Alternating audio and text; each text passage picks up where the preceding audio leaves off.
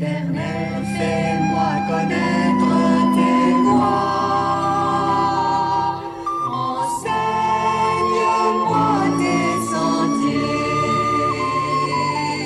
Conduis-moi dans ta vérité et instruis-moi.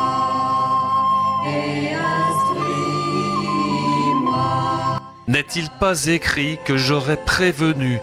Não está escrito que vou prevenir e chamar os homens para voltar do mal e praticar minha justiça, diz o Senhor? A grande impostura, farsa do Natal, a grande festa do mal disfarçada em bem. Natal, a grande festa da mentira. Os homens aprenderam a demonstrar um falso amor para esconder que é mal e que é vendido ao mal.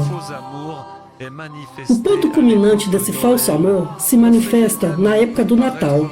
Damos presentes para parecermos gentis, generosos e sinceros.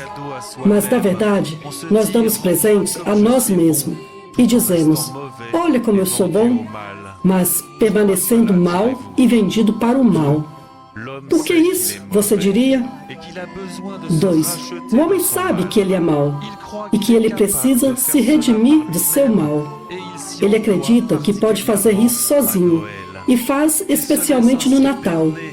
Ele se deixa enganar por ilusões que vêm do diabo. Ele acredita em suas mentiras. Ele se deixa seduzir pelas falsas verdades que vêm do mentiroso. Mas logo após a festa, ele descobre que ainda é o mesmo. Ainda é mau e vendido ao mal.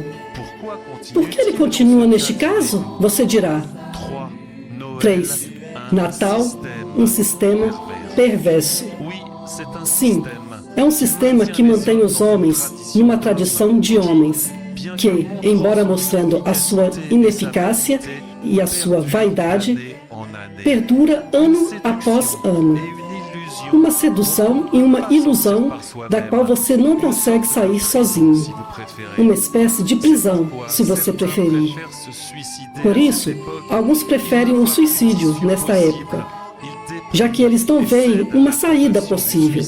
Eles se deprimem e cedem à tentação do suicídio, que também vem do diabo, o mentiroso. 4. Como sair deste sistema? Como nós dissemos, isso é impossível aos homens, porque alguns acabam aderindo a essa mentira coletiva, enquanto outros têm medo de serem rejeitados, caso rejeitem eles próprios essa festa. Assim, todo mundo segue em frente, e o comércio mantém essa tradição muito lucrativa para ele. Os perdedores são também as crianças, que, assim, aprendem a mentira desde a primeira infância e que também trabalharão para que isso dure com seus próprios filhos mais tarde. 5. A salvação do céu. É a única solução porque ela permite redimir o homem, não somente de sua má índole atual, mas também de todos os seus pecados do passado. E ela faz dele um ser definitivamente novo, que não está mais vendido ao mal, mas que, sinceramente, espera fazer o que é bom, agradável e perfeito diante do Senhor Criador. Não há outra solução, como as Sagradas Escrituras nos dizem. Atos 4:12. E não há salvação em nenhum outro, pois não há debaixo do céu nenhum outro nome dado aos humanos, pelo qual devemos ser salvos. E o Senhor diz: até quando os meus filhos continuarão a festejar o Natal, esta festa que humilha e passa por cima do meu nome? Até quando permanecerão surdos ao meu chamado? Convertam-se a mim, ouça minha voz, santificam-se em vez de se contaminarem, e eu os receberei comigo, em meu céu, junto à minha glória, que não é uma ilusão, mas a verdade, que sou eu, e Yehoshua.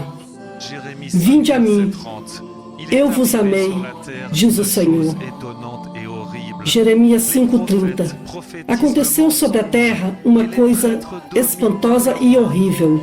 Os profetas profetizam a mentira, e os sacerdotes governam por suas mãos. E o meu povo tem prazer nisso. O que vocês farão quando tudo isso chegar ao fim? Message en téléchargement sur uneparolepourlétranger.net.